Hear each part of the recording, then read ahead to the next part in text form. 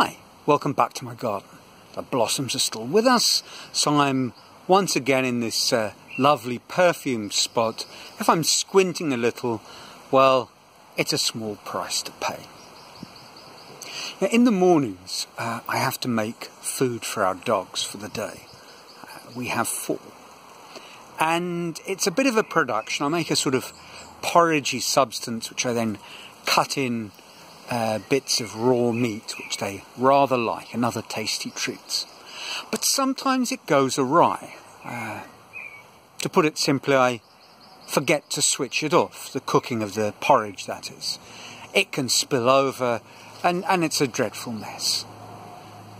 Now, not surprisingly, Thich Nhat Hahn has something to say about this. Well, something related to it. And I would have read to you a lovely passage from his book, but for 2 small points. The first is my copy is in Portuguese, so for many of you that wouldn't be of much use. And the second problem is I have no idea where the book is. It got tidied up in a recent house reorganisation, and I haven't seen it since. But I can give you the gist. Our intrepid Zen hero was talking about washing dishes. And washing dishes or cooking my dog's daily food is a very similar sort of thing. And the problem for me preparing their food is that I try and combine it with doing other tasks. It's essentially dead time. You know, what am I going to do? Look at the porridge bubbling away? I think not. I can tell you what I do. I end up going to my computer and reading all sorts of fantastic, distracting stuff. And the house is big. I hear the timer going off, but it's going off 15 metres away via 2 walls, and well, I don't hear the timer going off, and that's when it all goes horribly wrong. Now, what Thich Nhat Hahn suggests is that therein lies the real problem. I should be doing, as my mother would have had it, one thing at a time. I should have been preparing their food. And more to the point, I need to learn to enjoy doing that one thing. When he talks about doing the dishes, he really spells this out. We don't like doing dishes. It seems to be dead time. Dare I use the phrase, a waste of time. Of course, it's not a waste of time. We want clean plates. Well, we've got to do the dishes. So it's certainly not a waste of time, but it's not a pleasant task. And again, he suggests that's also a problem. We need to enjoy doing the dishes. We need to immerse ourselves in doing the dishes, or cooking, in my case, my dog's daily food. We need to do it mindfully. It's a bit of a, once you get into the whole Buddhist train of thought, it is somewhat repetitive, really. That seems to be the answer for pretty much everything. Be present in what you're doing. And it seems, actually, even when we get onto things that we really, really, really don't enjoy or are profoundly unpleasant, you stub your toe. Be mindful of it. Be fully present in that, acknowledge it, and then, as you sort of focus on the pain, watch it dissolve away. It's not that painful cooking my dog's food. It takes 15 minutes. And I suppose that's the real problem. Tying in my Buddhist reverie with the previous theme I was talking about, 4,000 Weeks Time Management for Mortals, Oliver Burkeman's wonderful book. We want to make the most of our time.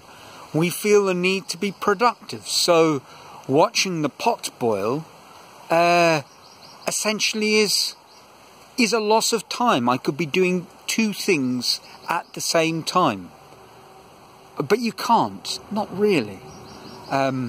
You can do one thing, and that's what you're doing.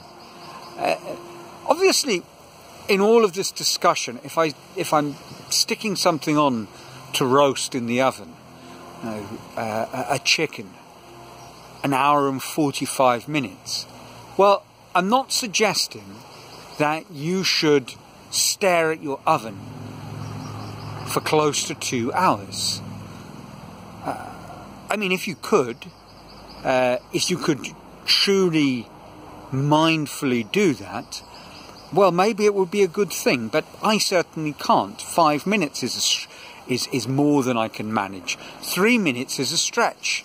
Listen to a song I like. Well, that's not easy. So watch the chicken roasting. I don't think I'm going to manage that.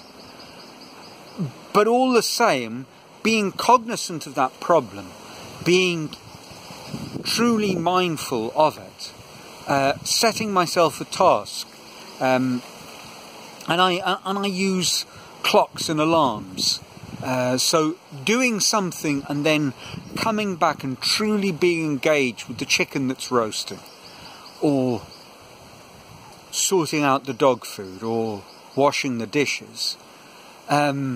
This is, I suspect, the way forward. And I've spoken about the dishes before in these little videos. You know, far from the sort of spiritual world of Zen Buddhism, there's a real overlap with the father, or one of the founding fathers of the modern positive psychology movement, Thich Nhat Hahn, and he's been eulogized on this channel recently. That was another great gift that we tend to call a loss to the world, his passing, but what he gave us was wonderful, the whole idea of flow, and that has everything to do with Buddhist practice. And on this channel, I've discussed this idea of entering into flow when you're doing the dishes. Make it a kind of game. Challenge yourself. Do it as well as you possibly can, and enjoy it. It can be enjoyable, and that is perhaps a secret to amazing happiness and joy. Certainly Thich Nhat Hahn would suggest so, and so does Thich Nhat Hahn. Two tough names which I have probably massacred. My apologies to the masters. Have a little chuckle, I'm doing my best. And when we come back to Oliver Burkeman, his time management for mortals, I think he approves of that. That is kind of what he's driving on about. That we need to do stuff, be involved, be present in what we're doing, enjoy what we're doing. There is very little that we can't find some sort of pleasure in. And much of what we call pain, you know, if we repackage it, it becomes enjoyable. You know, exercise that you might find very unpleasant, slightly reimagined in a game context, the football matches we used to play, well, and rugby even more so, you relished the pain.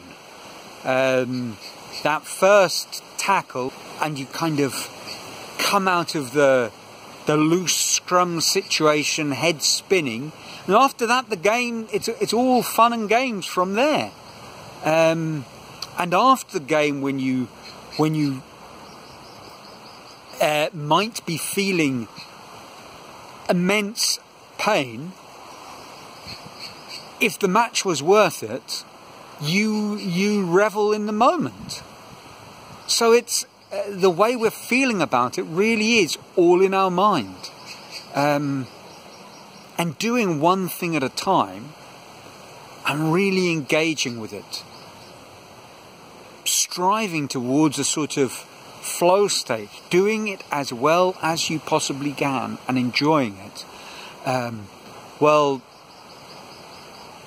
that is a priceless gift.